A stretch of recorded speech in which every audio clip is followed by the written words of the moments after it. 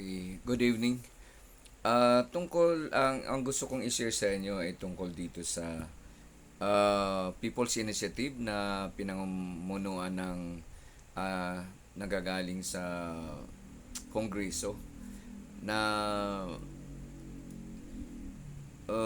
maglabas ng manipisto ang buong Senado ng pagtutol nitong People's Initiative. Okay, alam nyo ba kasi kung paano ba ang maging sistema kapag People's Initiative? Okay, sa pagkakaintindi ko sa mga paliwanag ng mga galing ng mga abogado, ah pagka People's Initiative, ang buto ng Kongreso na iilan sila 300 plus na mga congressman ay magbubuto joint voting sila ng mga senador. So meaning, kung 300 plus yung mga congressman, 24 yung senador, so parang wala they will not stand compared to the number of congressmen.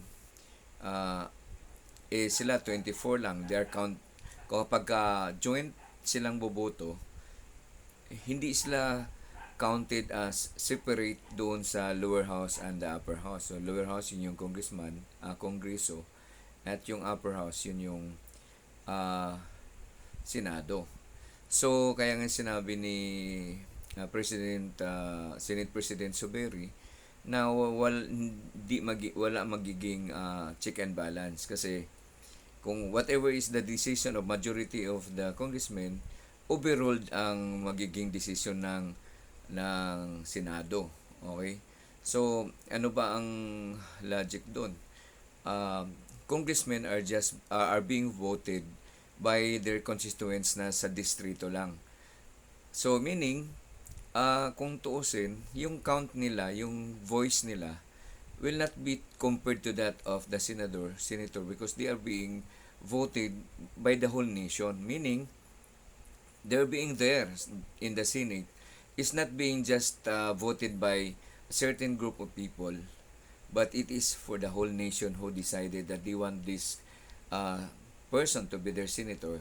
So, mas malawak ang bumuto sa kanila kaysa kung sa congressman lang na sa distrito lang. Kunyari, congressman ng anong distrito yan. So, meaning, ang mga bumuboto sa kanya para mailuklok siya sa kongreso ay dyan lang sa kanya lang. So, kilala lang siya dyan. So, ibig sabihin, constituents lang niya ang bumuto sa kanya. Hindi tulad ng mga senador na talagang buong bansa ang bumuboto sa kanila.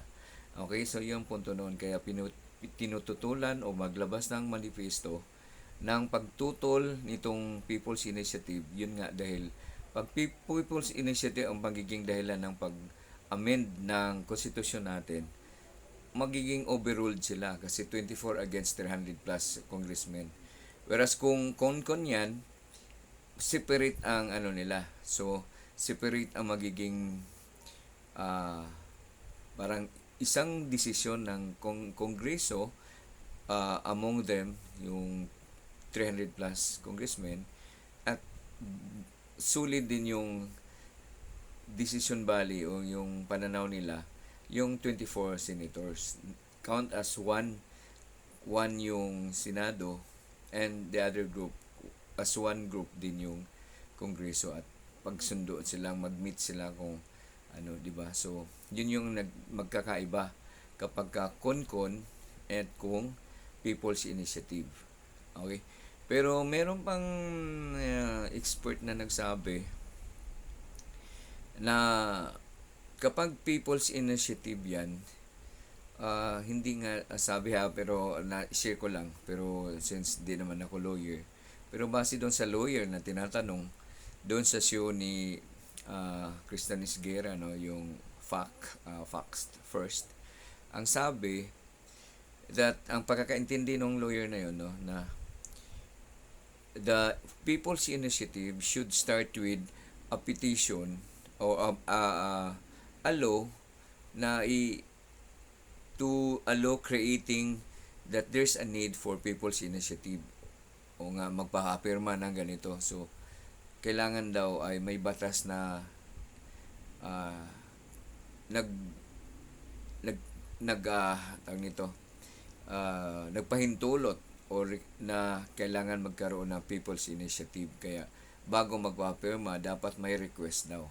So, ang mangyayari, sabi nung lawyer na yun, na kapag ka daw natuloy yung People's Initiative, magiging invalid din daw kasi nga walang law granting na magkakaroon ng ganong papirma ng People's Initiative. So meaning, before the signing of the people, there must be a law daw providing that there's that